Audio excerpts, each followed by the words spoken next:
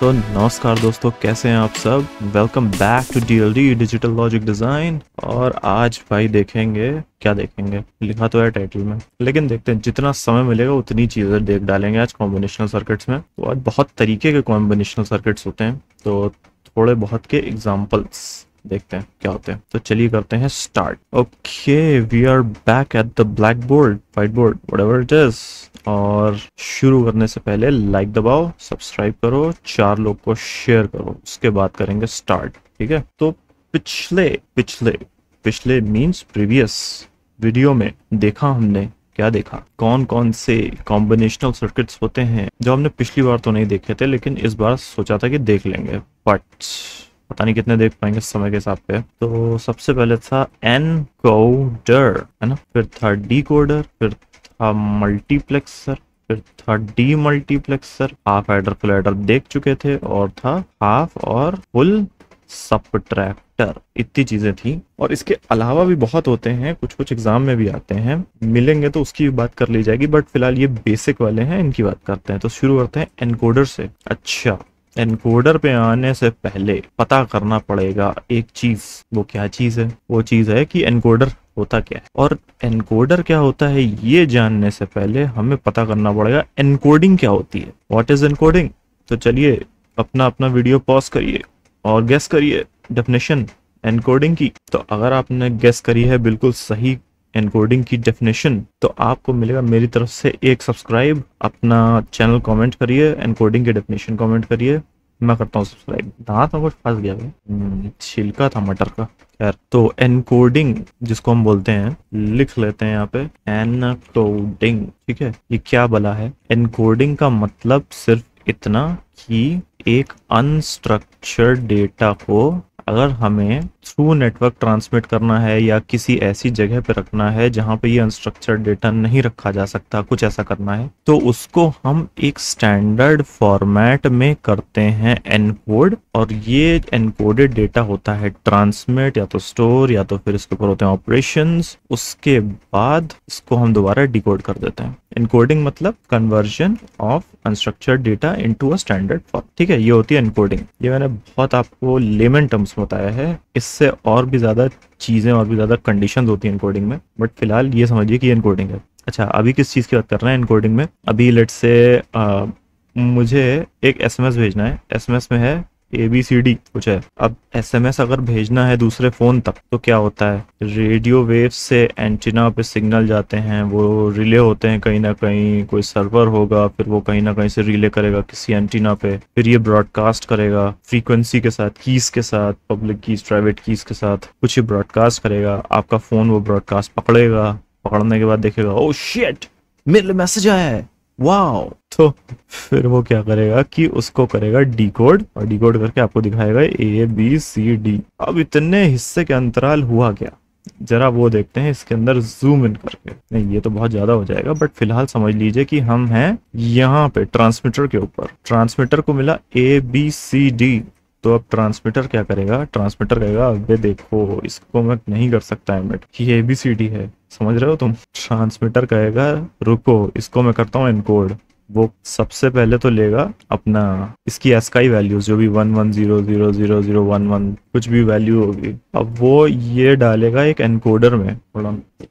अब ये जो एनकोडर है वो क्या करेगा कि इन बिट्स को देखेगा, कहेगा अच्छा अगर कुछ इस तरीके का कोड आ रहा है तो मुझे 769.66 MHz की कुछ इस तरीके की वेव एमिट करनी है। ठीक है, अगर ये पैटर्न आ रहा है तो मुझे 769.56 MHz की कुछ इस तरीके की वेव एमिट करनी है। तो इस आदमी ने किया क्या? इस आदमी ने एनकोडिंग कर दी, इस ASCII कोड को वेव्स में कन्वर्ट कर दिया। अब ये जो वेव्स हैं ऐसे ऐसे ट्रैवल करके यहाँ पहुंचेंगी, और ये वाला फोन देखेगा कि ओ माय गॉड, अगर ऐसी वेव आ रही है इस फ्रीक्वेंसी की, इसका मतलब ये है 1100, और वो दिखाएगा आपको कि A लिखा हुआ है, समथिंग लाइक दिस। तो ये होता है एनकोडर का काम। ये बड़ा हाई लेवल एग्जांपल दिया, जो अपना मैंने यहाँ पे इसको आते थोड़ा सा पीछे पिछली बार एग्जांपल दिया था कि अगर हमारे पास कैलकुलेटर है, उस पर बहुत सारे बटन लगे हुए हैं, हमें टाइप करना है 8, मैं बटन दबाऊंगा 8 का। अब यार हमारी स्क्रीन को तो नहीं पता ना कि ये 8 का बटन दबाया गया, तो मुझे करना क्या है। तो बीच में एक होगा एनकोडर। एनकोडर कहेगा कि अबे देखो 8 का बटन दबा है, तुम जो है ना ये वाले हिस्से इल्यूमिनेट कर दो। तो ये एनकोडर ने इसको एनकोड करके बताया स्क्रीन को कि भाई 8 ऐसे दिखाओ।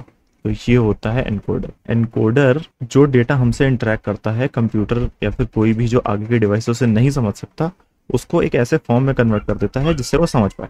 बस ये करता है एनकोडर। अब वापस आते हैं कि एनकोडर बनता कैसे। Since most of our modern systems are digital. अच्छा, डिजिटल और एनालॉग का अंतर पता है आप लोग को? नहीं पता तो पढ़ के आओ। बहुत समय पहले एक लैपटॉप आया था, सोनी वायो, VAIO, ऐसे लिखा होता था। तो ये जो हिस्सा है ये बताता है कि ये एक एनालॉग सिस्टम है, कोई एनालॉग सिस्टम है। और ये जो 1 और 0 का हिस्सा ये बताता है ये कोई डिजिटल सिस्टम है। So combination of analog plus digital systems, a laptop that helps you complete your tasks, that's VAIO. और that was a very clever word play by Sony, I must say. मुझे काफी साल बाद पता चला इसका मतलब क्या होता है। एनालॉग सिस्टम्स वो होते हैं those work on frequencies.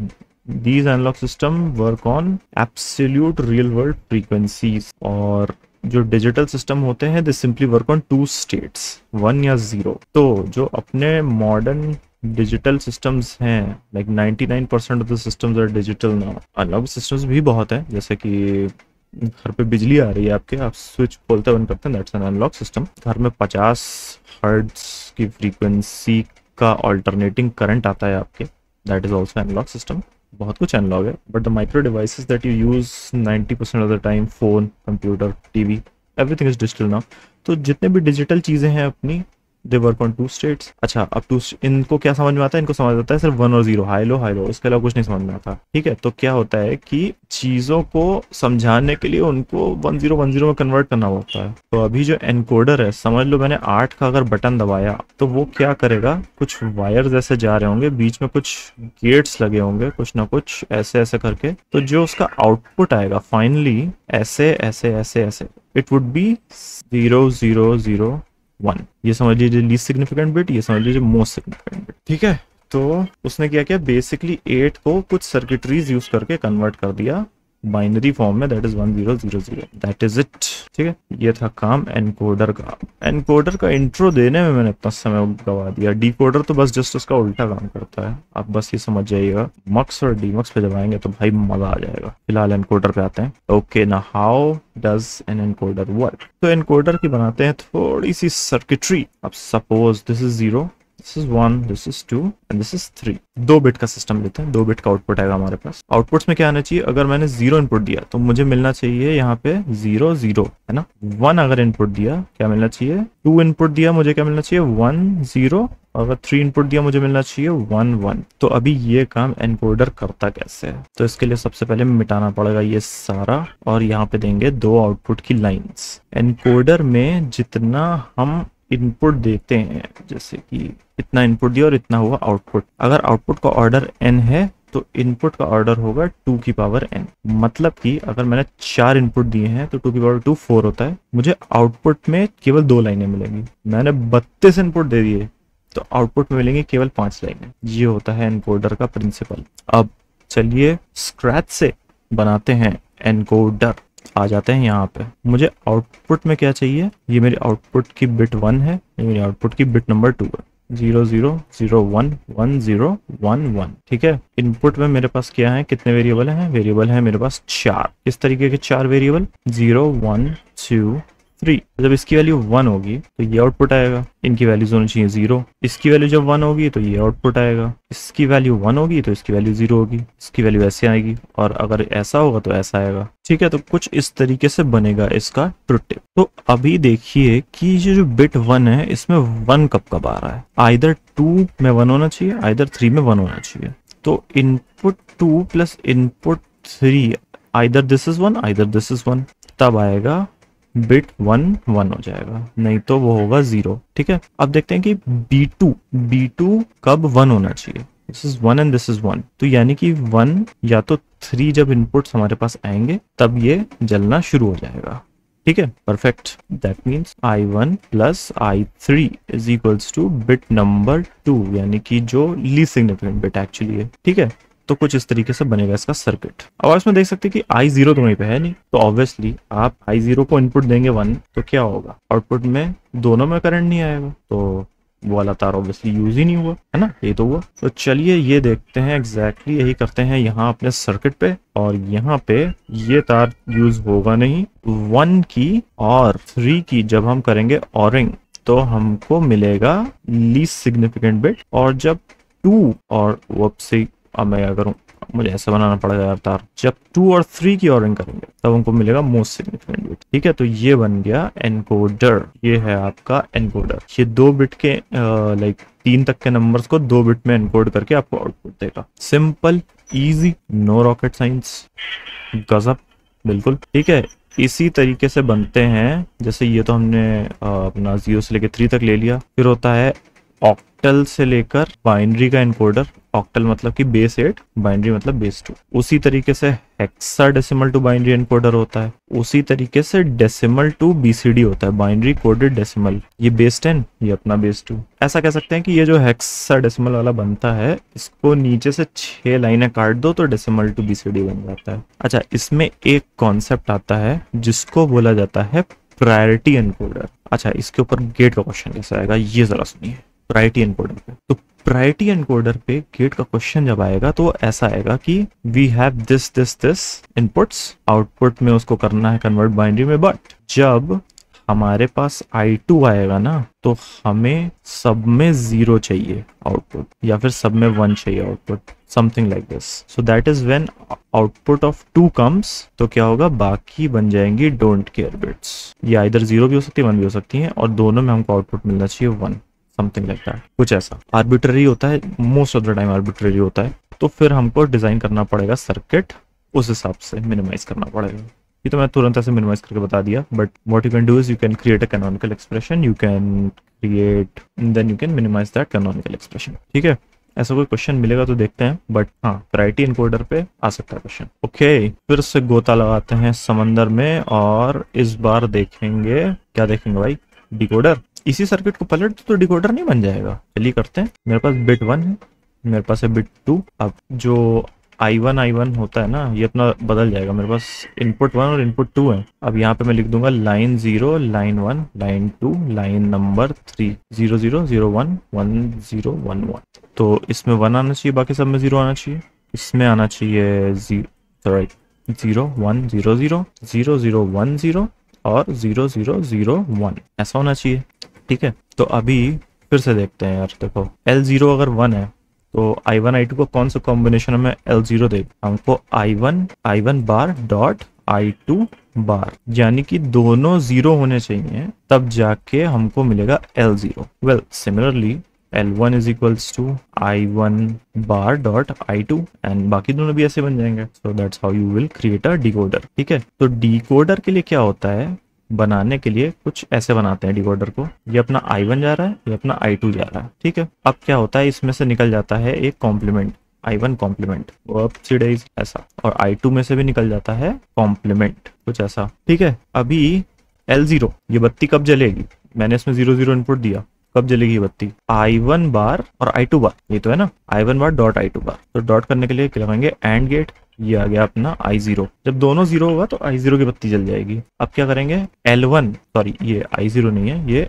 L0। ठीक है, अब सिमिलरली L1 कब जलेगा, I1 का बार होना चाहिए, I1 का होना चाहिए बार, तो ये I1 का बार ले लिया हमने, ये ले लिया I1 का बार, और I2, और ये हो गया I2, ये आ गया अपना L1। सिमिलरली बाकी दोनों में बना लीजिएगा। तो ये बन गया अपना इतना, ऐसे ऐसे करके ये बन जाएगा डिकोडर। 2 इनपुट देंगे और इनमें से कोई एक बत्ती जल जाएगी, तो ये बन गया अपना डिकोडर। देखा कितना आसान था, क्वेश्चंस करेंगे तब पता चलेगा कितना आसान था।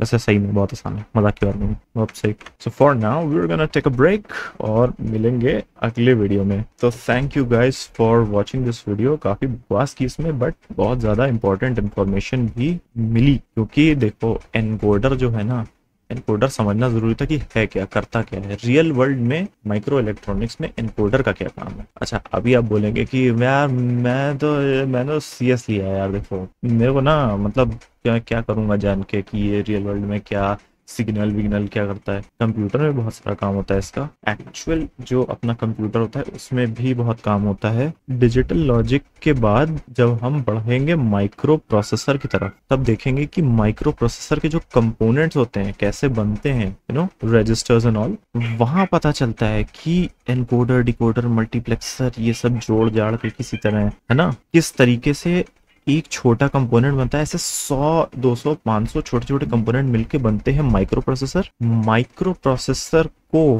कोड करने के लिए, माइक्रो प्रोसेसर को प्रोग्राम करने के लिए जो हम लोग लैंग्वेज यूज करते हैं, असेंबली यूज करते हैं, फिर वहां पे देखा जाता है कि how does giving 0A 1C DF, अगर मैंने ये सीक्वेंस दिया माइक्रो प्रोसेसर को तो वो मुझे क्या आउटपुट किस पिन से देगा, and that's how your computer gets created. तो ऐसा मत समझिए कि अगर यार ये एनकोडर है, ये छोटे माइक्रो सिस्टम्स यूज हो रहा है, कंप्यूटर में क्या काम, कंप्यूटर इसी से ही बनता है। That is I am stressing on digital logic design so much. तो भाई फिर चलते हैं, मिलेंगे अगले वीडियो में। अभी एनकोडर डिकोडर हो गया, फिर मल्टीप्लेक्सर डीमल्टीप्लेक्सर करेंगे, फिर आगे और चीजें करेंगे, ठीक है। तो thank you everyone for watching this video and मिलेंगे अगले वीडियो में, तब तक के लिए बाय बाय।